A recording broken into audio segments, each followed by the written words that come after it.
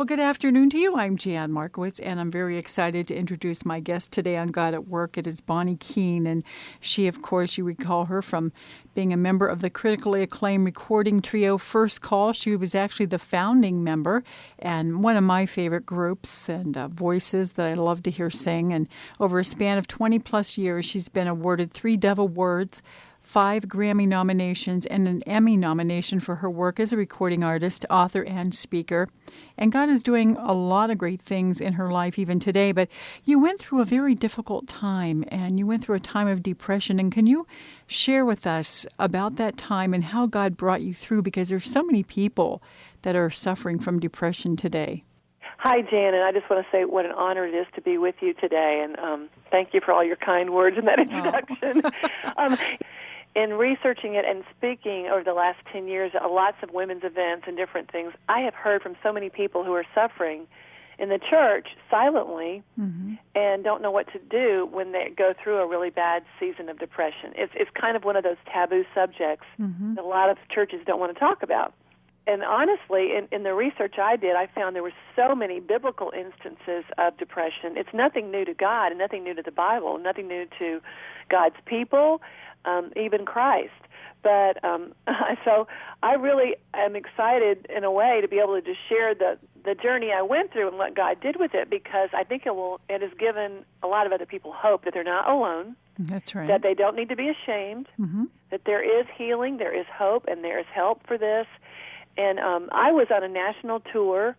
I had gone through an unwanted divorce. I was a single mom of 2 little children for quite a while, and I was just really a basket case. I call myself a recovering basket case. Aww. I was, and many people that are listening know exactly what I'm talking about. You kind of have an expectation of what your life will be, and then all of a sudden it turns upside down. None of it makes sense, and you think, what am I doing wrong, or what happened here? And as my pastor said, he said, you just kind of barreled through a lot of loss, and you finally hit a wall. He said, so now you've hit the wall, let's figure out what to do. And I was on a national tour, the Young Messiah tour that happened many years ago, and I just hit this huge wall. I couldn't eat, I couldn't sleep, I couldn't stop crying, I didn't see hope in any situation. I was thinking about dying a lot.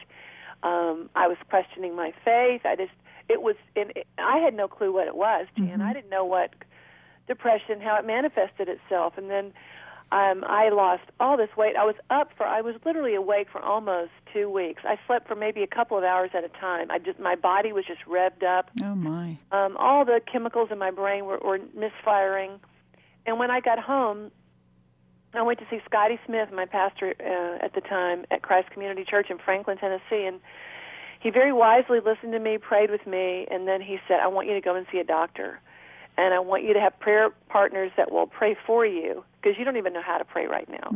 And he said, I want you to get some counseling. And really those 3 things are the things that began to help me climb out of the hole. And I'm a big believer in talking to a really godly physician if you're in a place where, not just having a few blue days. It's not like, I just had a sad spell, of a couple of days. I mean, if you've gone through several weeks where you really are having suicidal thoughts, if you really can't function, you can't get out of your house, you can't get out of bed, or and it's in my case, I couldn't go to sleep. All those things start affecting your body, your physical body, and affects your mental state. And, I believe there's absolutely recovery and healing in depression, because I've experienced it. But it took me a good year to get from the depletion I was in back just to zero, and back to just being able to function again with kind of looking at life with the normal, period of crying or not, or feeling hope again. It's a very real problem, a very real situation for many people who have great faith, and it shakes you up. It shook my core, my core belief system. Does He really care for me when I'm in this dark place? Yes, He does. He sent His Son for those dark places, and I really believe Christ experienced great times of despair. Yes, and He in the did. Garden of Gethsemane, tremendous amount of depression. I mean, the Amplified Bible describes Him as being deeply distressed and depressed. Yes. And so, our God understands what it's like to live this side of heaven, where things are really messed up. and what it's like to be a person of faith that's trying to get through some of those situations. That's right. Well, when you went to the doctor, did he say that it was more of a chemical imbalance? What triggered this depression? What Yes, caused it to good last so question. long? For me, and it's different for everyone, but it was a series. I found that loss is a root of much depression. I think I had barreled through a lot of losses, and I didn't know where to put them, so I never fully dealt with them. And also, in my situation, I found that there was a genetic predisposition for clinical depression, where chemically your body can just get really out of order. Mm-hmm. There were a lot of people on my mom's side of the family for a couple of generations that had dealt with clinical depression, but no one ever told me. Yeah. Like, why did anybody ever tell me about Great Aunt Madge? That nearly killed herself, and then I found that there was a history of genetic predisposition to this, and coupled that with a lot of my losses and just how I'm put together. He said, you are put together and wired as someone that is going to have to deal with this.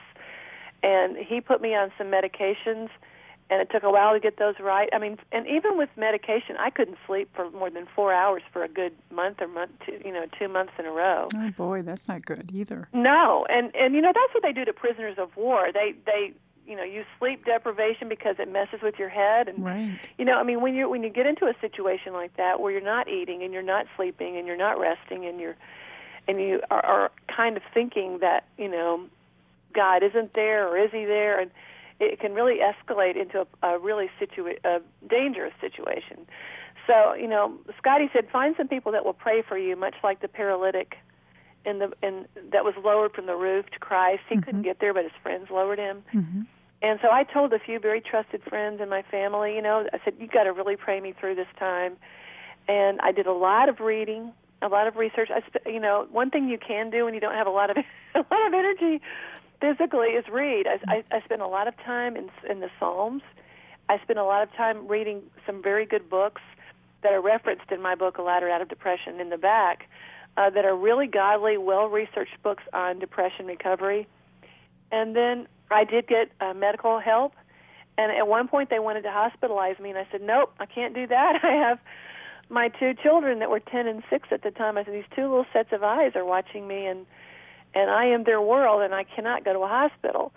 So, and then I started talking through things in my past and loss and where to put some of that. And you know what? I started climbing back up that ladder. And the sweetest part of it for me, Jan, I remember feeling like God is going to be so sick of me crying and sick of me not knowing what to do, and this faith that's, crumbling. Is my faith falling apart?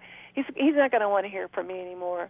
And quite the opposite experience happened. I really felt like the darker my world became, the closer I felt Christ speaking to me. No, this is why I came. This is, Bonnie, this is it. This is it. For these dark moments when you just absolutely don't know what to do, you got to believe me. I'm right here. I'm not going anywhere. One of my favorite verses is Hebrews 13:5, the latter half, where he says, he will never forsake us or leave us or relax his hold on us, assuredly not. Mm-hmm. And I found that there began to be a place for me that was a holy place of realizing God's love and his grace in a whole new way. That's great. And so, many times people think that if they have to take medication, as a Christian, that's terrible. What will people think of me? But like you said, there are cases where if you have a chemical imbalance, that is the best thing that you can do. God gave us doctors and he gave us medications to help us as well. That's another way of God healing us. So what would you say to that person who might be going through depression now, a serious depression? We're not just talking about a normal one that we all go through from time to time, but what would you say to that person who's afraid to be on medication? Well, I would, number one, say I understand that feeling. That's the first default feeling you have is shame. And you think, well, I should be able to just pull myself up by my bootstraps. I would say, there is nothing wrong with exploring this. I've talked to too many people who've come up to me and whispered in my ear or come up crying to me at an event and told me about someone in their family that killed themselves because they didn't get help. Yes. Or someone that was on a medication, say you're bipolar. You must stay on your medication and people will get better and they'll go off of it and then they'll hit a huge low and take their life. It's a serious life and death kind of situation for many people. Mm-hmm. And I would say to them also, don't be afraid. There are many people that take medication for a while, their body levels out, they don't need it anymore. One of the interesting things I discovered, Jana, as I was researching, was that many years ago, like I think several centuries ago, when they first began to perfect eyeglasses years ago, Mm-hmm. when people were wearing spectacles, Oh, yeah. the church came out and said, no, no, no. You are from the devil if you wear eyeglasses, because God made your eyes the way they are. And if you go blind or you can't see, that's just, don't ever wear glasses. They're from the Wow. devil. Kind of crazy stuff like Yeah. that. And, I look at it now. My doctor said to me, they said, look at me. He said, if you were diabetic, I would say you need to do this kind of diet and this insulin shot to keep your blood sugar levels right. He goes, you need to think about that as far as the depression. If you don't stay on this medication, it messes with your life. It messes with your body chemistry in the same kind of way as if you were a diabetic. You wouldn't just tell them to just, pull themselves up by their bootstraps and, just get over your blood sugar levels being all over the map. Mm-hmm. And, we so easily, if someone has cancer or someone has a physical problem, we say, oh, let's pray for this person, let's lay hands on this person, let's believe. But if someone comes up and says, I'm mentally in a hole, a dark, like a lot of us want to turn away and go, I don't know what to do with that. It's kind of creepy. But it's not creepy to God. Mm-hmm, it's that's right. Naomi. If you look at Naomi and Ruth, she wanted to die. She said, leave me alone. My life's over. Call me bitter. God's given up on me. Thankfully she had Ruth by her side to pull her along. I believe Hannah was clinically depressed when Eli saw her muttering and mumbling outside the temple because she hadn't been eating. She had been crying. He thought she was drunk, but I think she was in a state of clinical depression. Mm-hmm. Jonah was depressed after taking the word to the Ninevites. He said, Yeah. take me out, God, kill me now. I don't want to live anymore. It's all through the Bible. It's nothing new to God.